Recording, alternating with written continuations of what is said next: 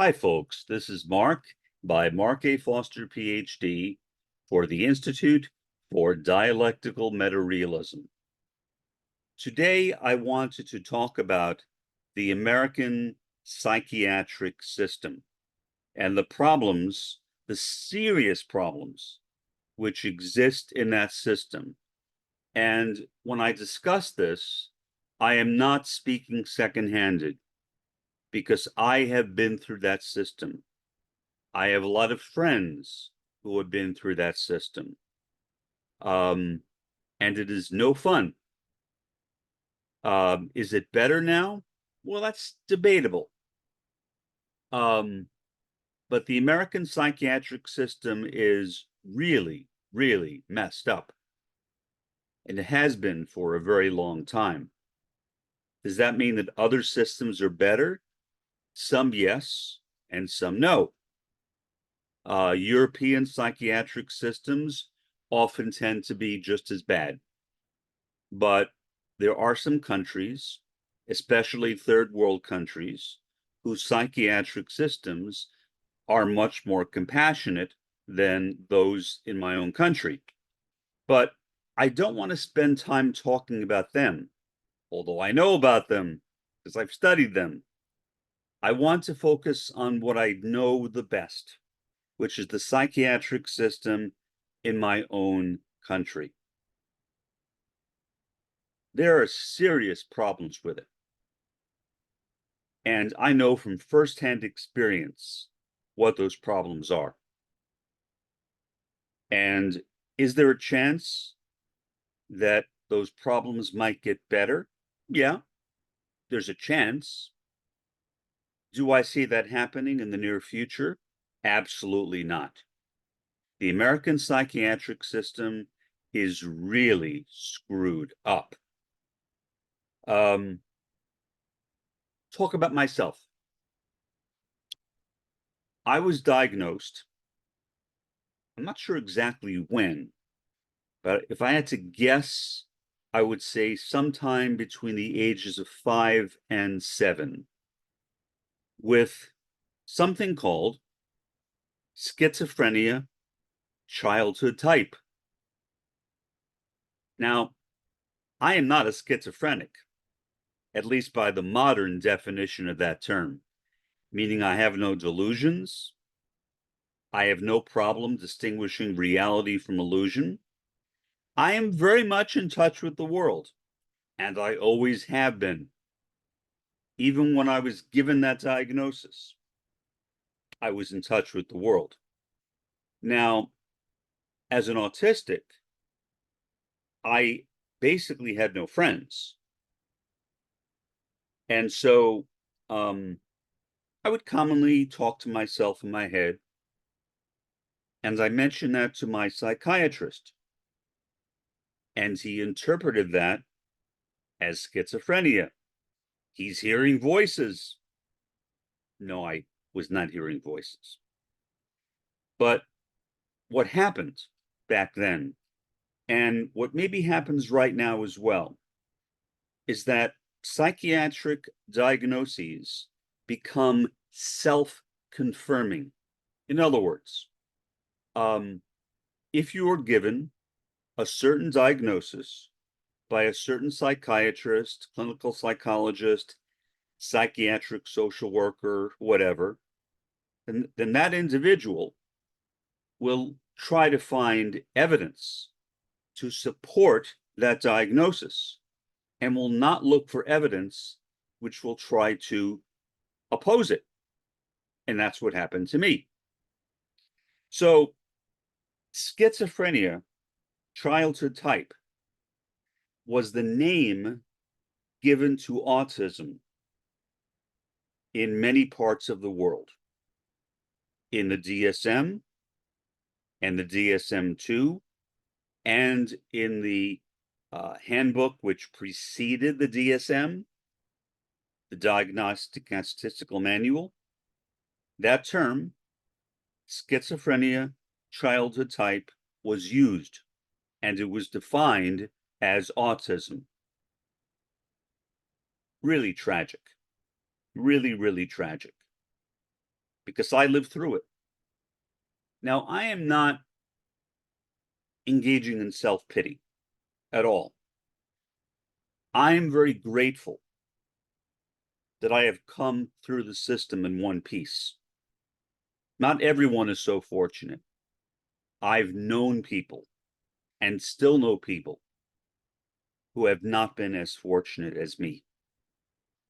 To have gone through that horrendous system and to have come out on the other end as a multimillionaire, nouveau riche, is astounding.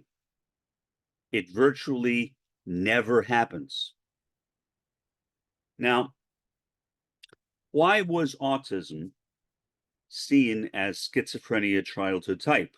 Well, I guess the only answer I can come up with is that they assumed that because autistics were unable to relate with the world in many cases. In other words, lived in our heads. And that was often a result of the kinds of communication difficulties that autistics have. But it's also a result of being abused by other kids. If people constantly abuse you, that's going to shut you up. And so my guess, and I'm not a psychiatrist or a clinical psychiatrist, clinical psychologist rather, or a psychiatric social worker, so I am only guessing. But I think it is a pretty fair guess that the reason why I was diagnosed that way is because I wanted nothing to do with other people. I was angry at them. I was not treated in a very nice way by other kids my age at all. Later on, my parents, especially my father, started physically abusing me. My mother emotionally abused me. That is a common experience for autistics. But again, beginning in the 1930s, before the Diagnostic and Statistical Manual of the American Psychiatric Association version 1 came out in the 1950s, that same description of autism as schizophrenia childhood type was used. In fact, it was used until the late 70s. Now, who were the people that were most likely to be given that diagnosis? Not all autistics got it. A lot of people were lucky. I was not.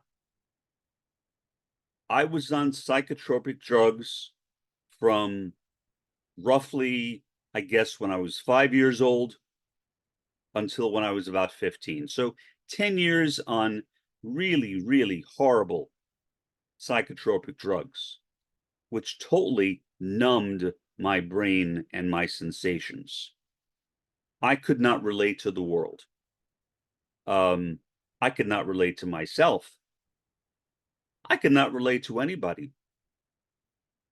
It was really hard to function in a world like that when you're being beaten up all the time, all the time. I remember one time I was in 4th grade, and my 4th grade teacher, her name was Mrs. Lundeen, I asked her to repeat something because she was facing the other direction and I didn't hear what she said. She came over to me.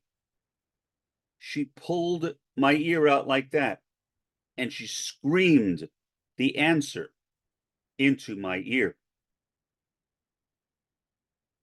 I went home, and at that time, I was getting along well with my mother. That did not last, but at that time I was. I told my mother about what happened. She called the school. made a complaint to the principal about Mrs. Lundeen. What happened? The following year, Mrs. Lundeen was promoted to an assistant principal. That's right, you heard it right. She was promoted to an assistant principal. I could not make any sense out of it. I don't know why my mother did not raise a fuss, but she didn't. I wish she would have. But I basically had no defenders. Nobody was really looking out for me. Certainly my psychiatrist, who had me committed to a psychiatric hospital when I was 11, was not looking out for me. He could care less about me. And I know that. And I knew it then. Why? He was a monster. A lot of child psychiatrists, and I am not engaging in hyperbole, were monsters. A lot of them. Why? I have no idea. All I can think of is that people who were sadistic, maybe, were attracted to that profession because it gave them the opportunity to abuse children. Now, maybe that's not right, but I can't think of another example, of another explanation besides that. Okay, so he had me committed to Creedmoor State Hospital in New York City. I was born and raised in New York City. When I was in that hospital, I was given, as I recall, 12 ECTs, which stands for electroconvulsive therapies, commonly called electric shock treatments. I remember the circumstances around them vividly. The shock treatments themselves, no, because they caused amnesia. And I had almost total amnesia after leaving that hospital for about a year. Gradually, my memories came back. I had forgotten how to read, how to write, and how to do math. I had to get tutors. Fortunately, and I don't mean this in any kind of arrogant way, but just to be honest, because of my intelligence, I did not get left back. I stayed in the grade I was in. I finished up and I went on to the next grade. That was not predicted, but I beat the odds.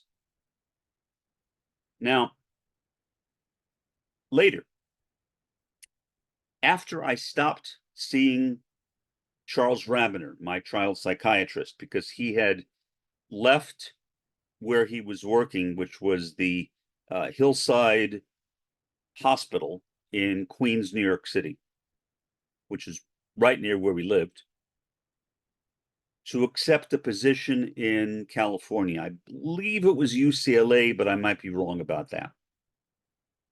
So we weren't going to move out to California, so we stopped seeing him. And my mother, for some reason, went to try to find a new child psychiatrist for me. She saw an article. I'm not sure it was either Dear Abby or Dear Ann Landers, columns that, as far as I know, no longer exist. By the way, Dear Abby and Ann Landers were sisters. They were also competitors, but they were in real life sisters. In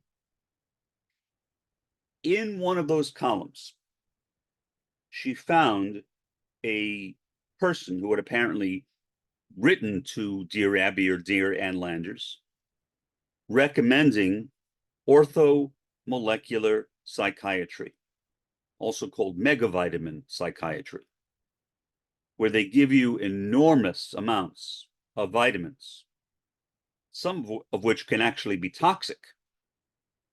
The belief was that orthomolecular therapy could cure people of schizophrenia. It couldn't. But my mother, who honestly was not the brightest person in the world, I mean, she was bright in her own way. She was on the way to becoming a medical doctor. And if the Depression, the Great Depression, had not hit, most likely she would have been. What I should say instead, I guess, is she had no common sense. She literally had no common sense. So because this person wrote in an article that she had had good experiences with her son or daughter, I'm not sure which, using megavitamin or orthomolecular therapy, my mother, without looking into it, without doing any research, said, I'm going to take my son to the now non-existent North Nassau Mental Health Center. At that time, we had moved from New York City to the Long Island suburbs. Now we were Mid-Island. North Nassau was North Shore, so it wasn't like right around the corner, maybe 20 minutes away, not that far, but not around the corner. I remember going there the first time, and I had a good head on my shoulders. I was not entirely screwed up. I mean, I was screwed up. Autistics are commonly screwed up. But I had a very positive awareness of what was going on around me. That psychiatrist said to my mother, you realize, and I was in the room, you realize that your son is very mentally ill. What psychiatrist would say that in front of the child that is being treated? My mother, I don't think thought anything of it. But I said to her, Mom, I am never going to see that guy again. So she made arrangements. So the next time I went there, I saw another psychiatrist. When I first started the orthomolecular therapy, I found out something that was not told to me by my mother or anybody originally.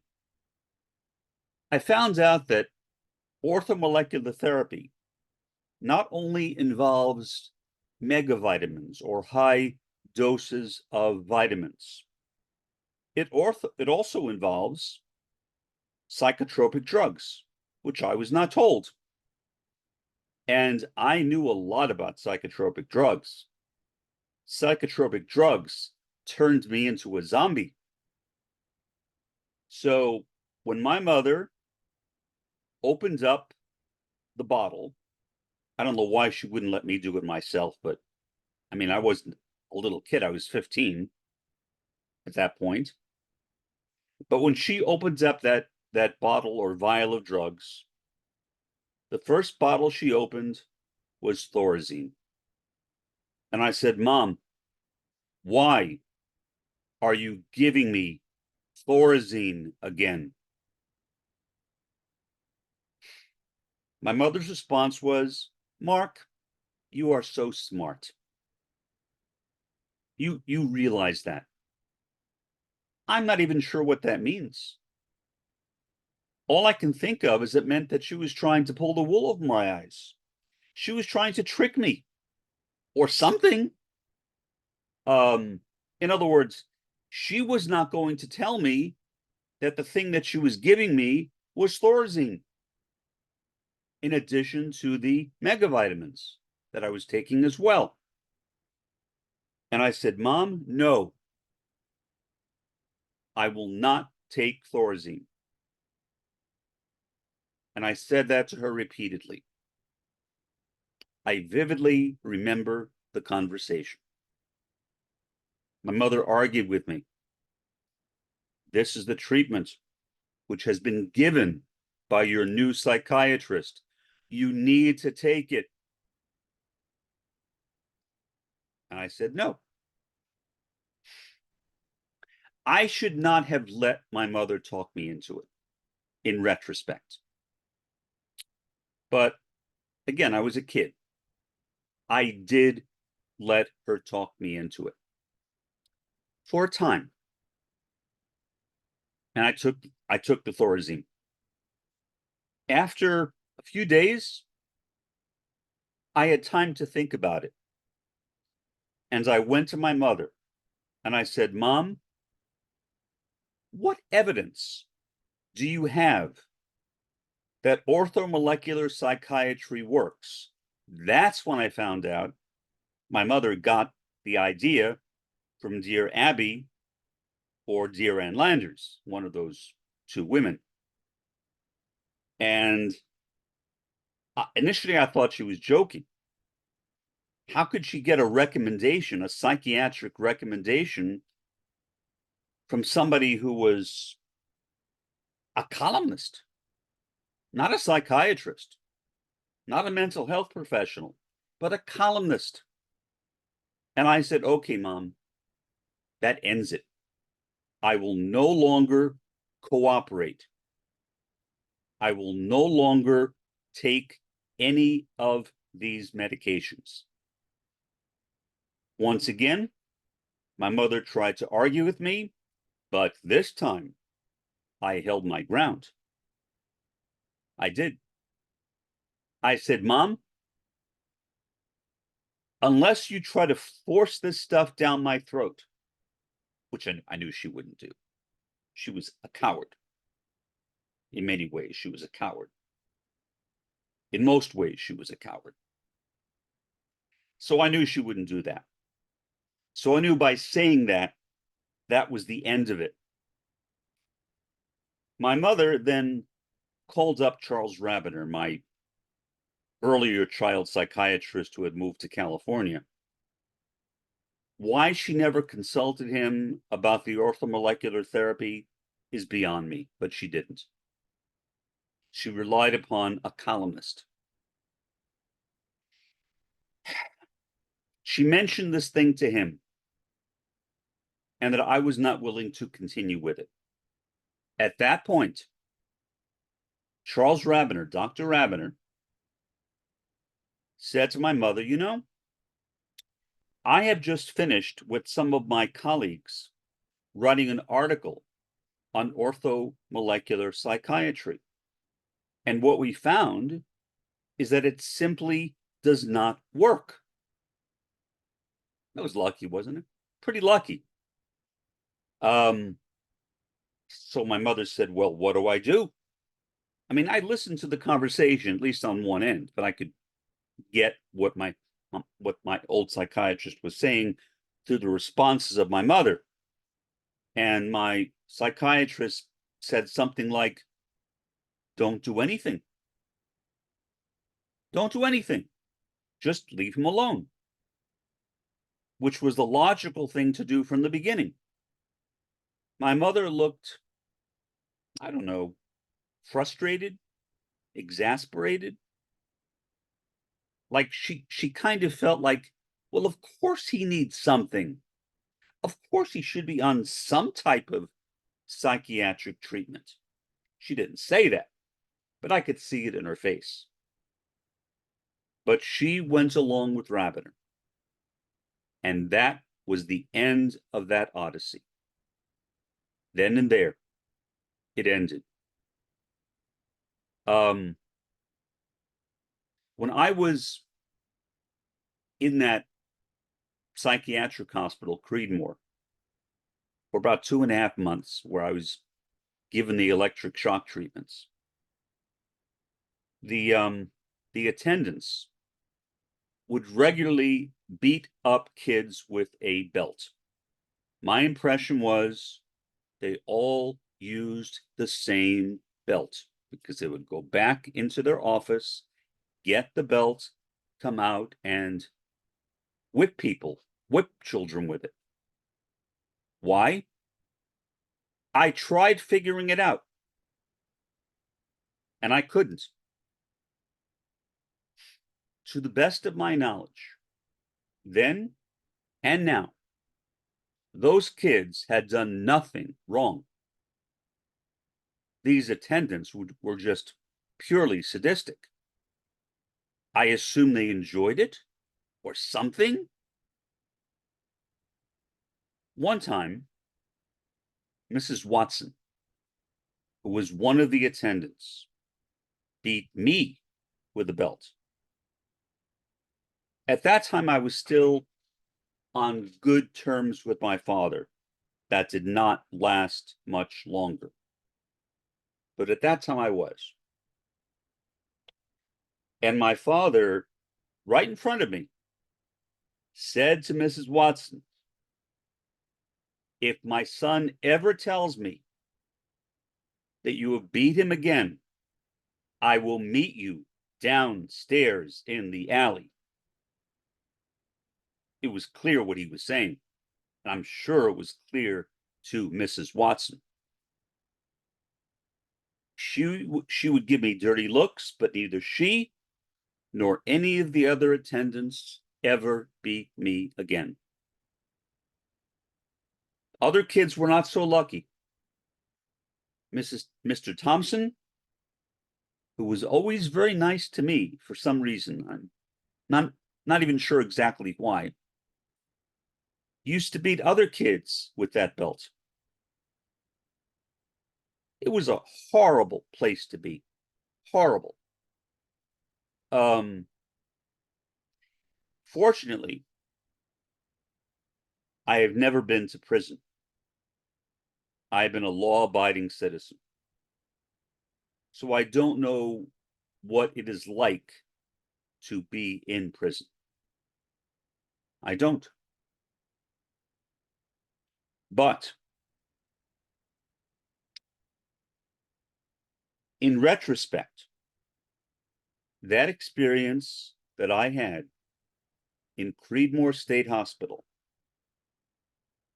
would be what I would imagine if I were to think of being in prison. And the attendants would simply be called guards. That's basically what they were. They were prison guards.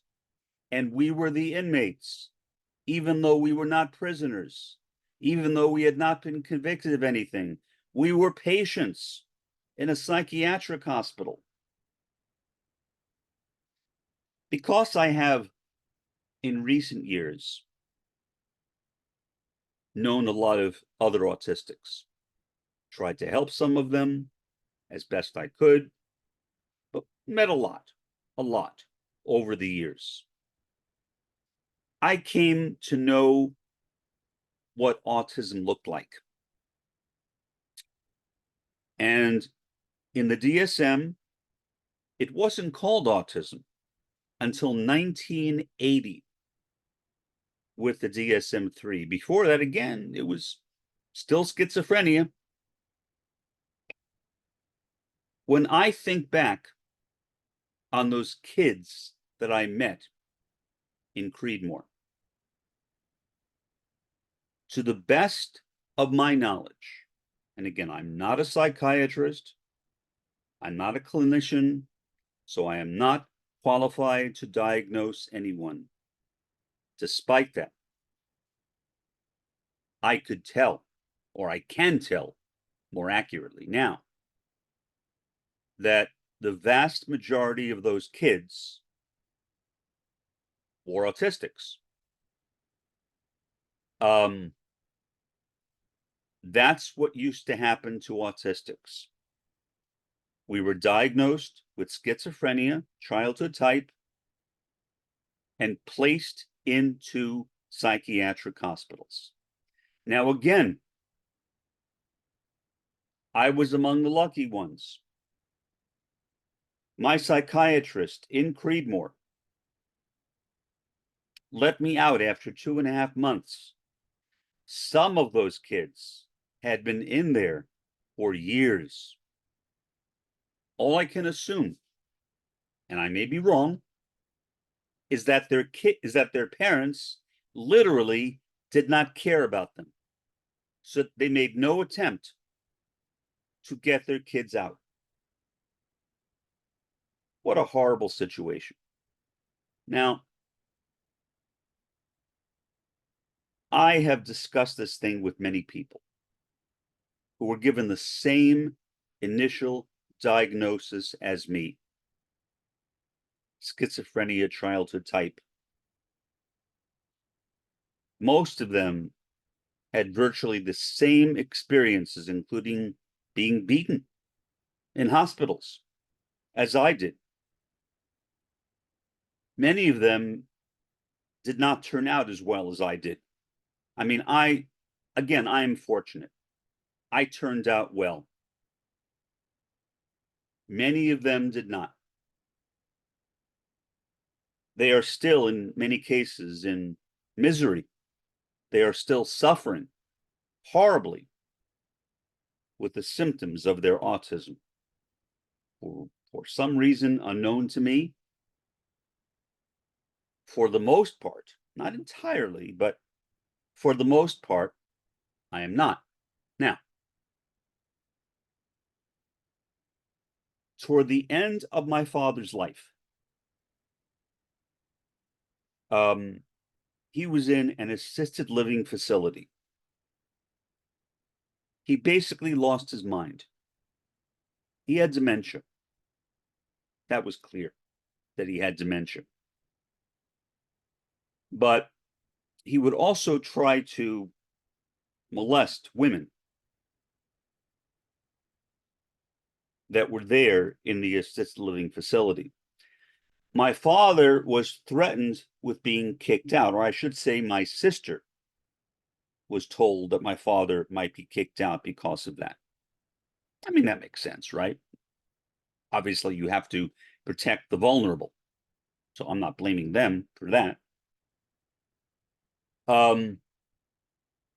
What happened is that I found a psychiatrist for my father. Really nice guy. He saw my father, and he confirmed to me over the phone that in addition to having dementia, he would have diagnosed my father, if he was seeing him as a patient, with autism, or ASD, autism spectrum disorder. That explained my life. Having one autistic in a home is bad enough. Having two is a disaster. And although I'm still angry at my mother for having emotionally abused me, my anger has somewhat dissipated. Somewhat. I wish it would dissipate more. I really have no right to be angry at her, but I'm a human being. So I admit that I still have some abiding anger against her. Why? Not so much because of what she did, which is really awful, like not talking to me for months at a time, but for never apologizing to me. And believe it or not, she did the same thing to my sister. My sister spoke with our mother and begged her to apologize to her. And I said to my sister, Amy,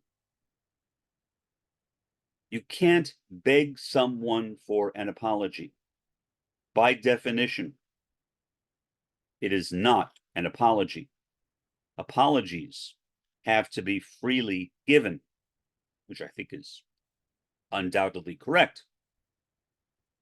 But my sister disagreed with me. She wanted to have a good relationship with our mother. Okay, fine. And she did. I never did really that much. I stayed away from her.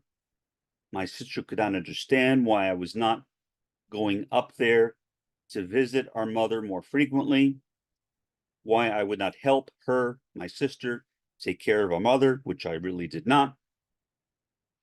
But there was one point during which our mother was not talking to me.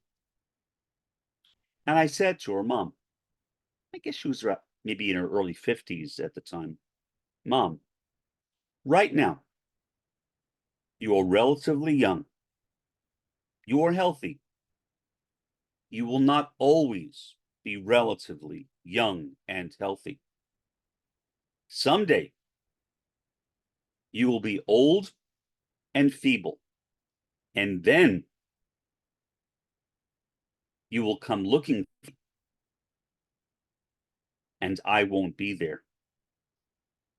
The only response I got back from her was a dirty look. That's it. No verbal response. I didn't expect one. My mother was troubled. When her friends would show up, suddenly she loved me. She was friendly toward me. I was the best person in the world. She couldn't have been nicer. And as soon as her friends left, she would go back to not talking to me. What I regret, in all honesty, is that I did not point that out to her friends. I did not tell them, look, my mother is two-faced. Before you got here, she hasn't spoken with me in months. Now she is talking to you, but as soon as you leave, she will go back to not talking with me. What would that have done? My guess, and I think it's accurate, is that my mother would have lost her friends, which is exactly what should have happened.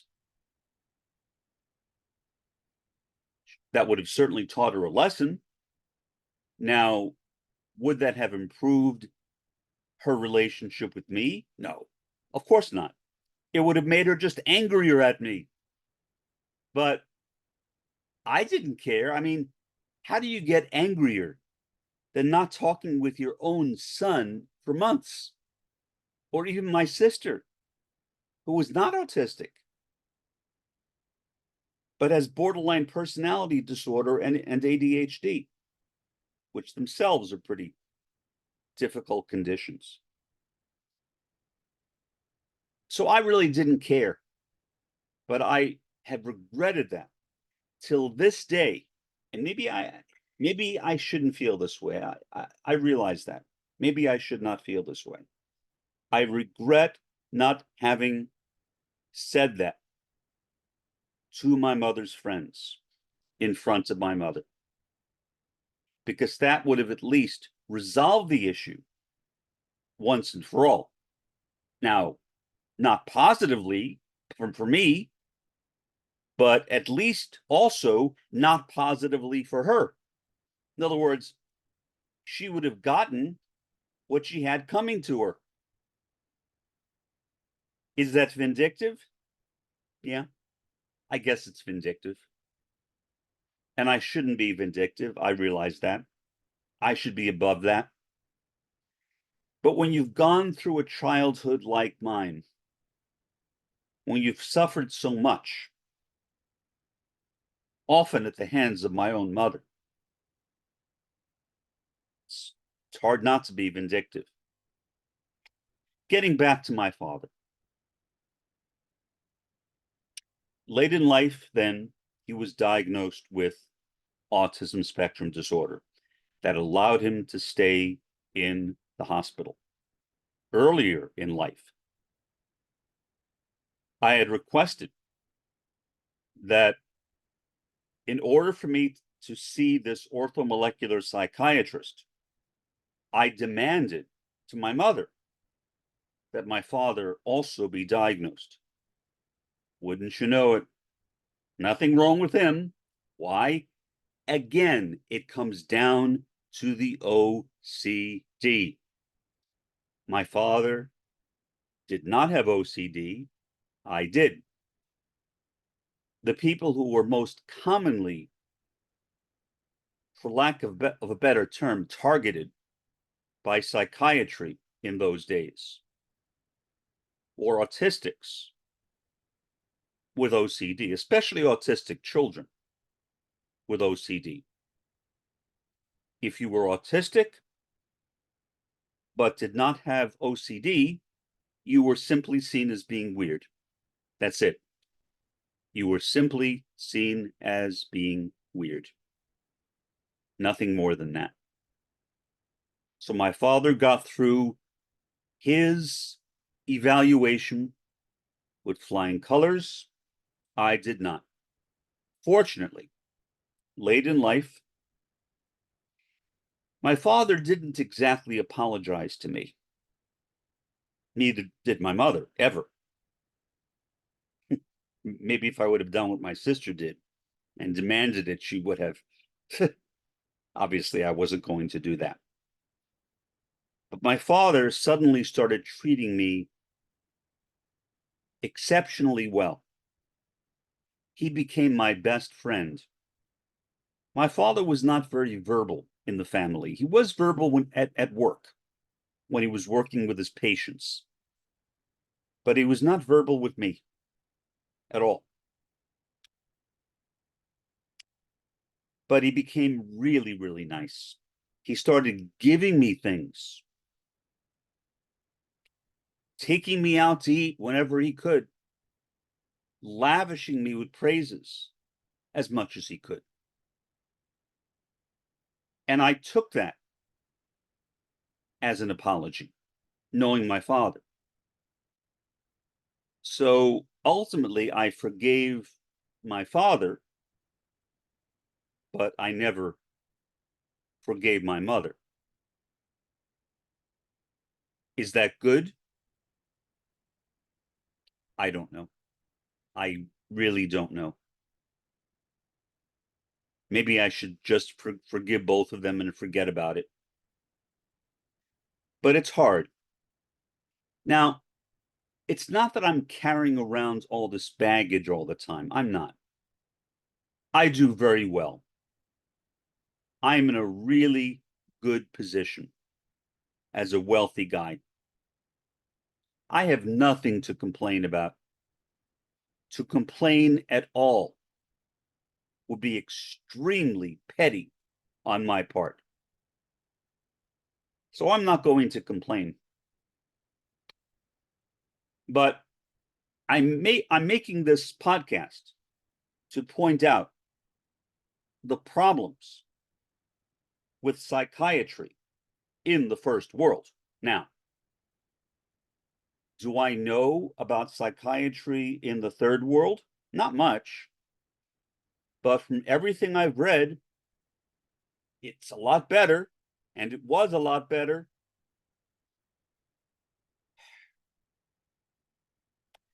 I don't know what to make of my life. It was very, very strange. My psychiatrist predicted that I would spend my entire life on disability, which never happened. In fact, exactly the opposite. I am in the top 1% of wealth in the United States. And I don't deserve it. I'm not saying that out of, I don't know, pity or anything like that. I'm saying it out of honesty. I literally don't deserve it. I know a lot of people who deserve it, but not me. I do not deserve to have the wealth that I have. People in the third world, especially, are the ones who should be given the wealth I have.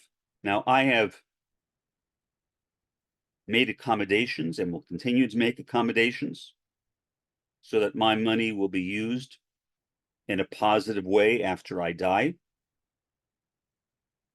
to help the third world especially, but in general to help people. So I'm trying, and I will continue to try. I can't guarantee that I will be 100% successful. I'm sure I will not, but I will do the best I can. Again, the point of this podcast was to convey some of the problems, the historical problems, with the American psychiatric system from an eyewitness, me. I asked the question at the beginning, has it gotten any better? That is a really difficult question to answer. In terms of physical abuse, I am not aware of that going on anymore. When I was a kid, there was no concept of child abuse. The term didn't even exist. To my knowledge, most kids with psychiatric problems are no longer being physically abused. By the same token, there are so many treatments for autism, which are really, really dangerous, including taking metals out of somebody's body, a procedure which can literally kill the child. And there's still, much to my regret, is no cure yet. No cure yet for autism. I hope I live to see the day when that will change. Not for me. I mean, I wouldn't take the cure anyway. I'm too old. I mean, I've lived my lifetime as an autistic. I have no idea what would happen to me or what personality changes I would have if I were given a cure. So literally, I think that I would have a reason to be afraid of being cured. No, I think that the cure should be given to fetuses. In other words, they should be in vivo cures, embryonic cures, not cures given to adults, certainly, and maybe not even to babies, but I could see babies more than adults. Once somebody has passed the formative years, I'm sorry, it makes no sense to consider giving somebody a cure. Say formative years, birth through 12. I mean, how do you cure somebody at that age? It makes no sense. You can't cure somebody who has gone through the stages of child development without risking causing some serious complications. So if there is a cure for autism, in my opinion, that cure needs to be administered before the child is born. I know a lot of people who are autistic, who are anti-cure, members of the so-called neurodiversity movement. They don't like me very much. They see me as their enemy, really. Literally, they see me as their enemy. I don't see them as my enemy, but I can understand why they might see me that way. I certainly oppose their efforts to prevent a cure from being discovered. I mean, I really want to see a cure. I don't want any other child to go through what I have gone through. I don't. Out of empathy, compassion, love, whatever you want to call it, I don't want anybody to go through what I have gone through. My childhood was horrible. Now, these problems are not confined to autistics, even though autism has been and will be the focus of this podcast. Similar kinds of problems exist with kids with other types of psychological and developmental disorders. They also need help. They also, in my opinion, need a cure. Kids, for example, with pure OCD, like I had OCD and maybe still have it to a degree, need a cure. I would suggest, although it's really not my place to say since I don't have this condition, that kids with ADHD, attention deficit hyperactivity disorder, also need a cure.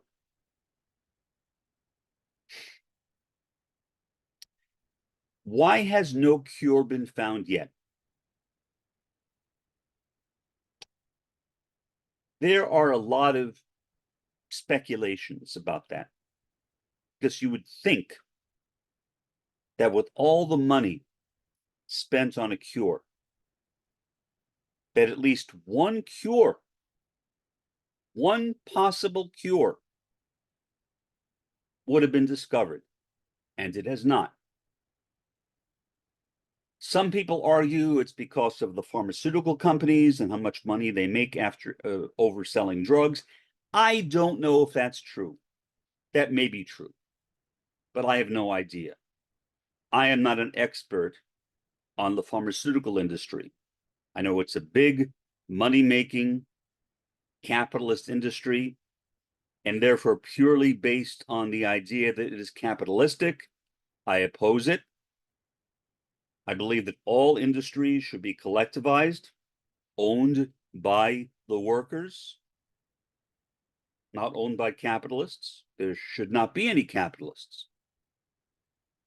So I don't know why there has not been a single cure, or even the treatments which exist are controversial. And they may work in some cases and not in others, like floor time therapy, where the parent or parents will get on the floor and play with their child, mirroring the behavior of their child. And that has been found, to my limited understanding, to work with certain kids. Some kids respond positively to that. Not all.